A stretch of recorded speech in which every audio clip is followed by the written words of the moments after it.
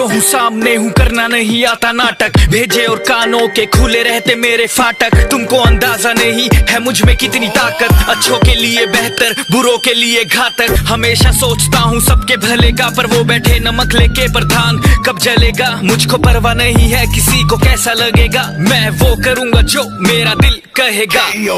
भड़काते हैं लोग, उनकी बातों में ना आना। मेरे बारे में अफवाहें उड़ाता ये जमाना।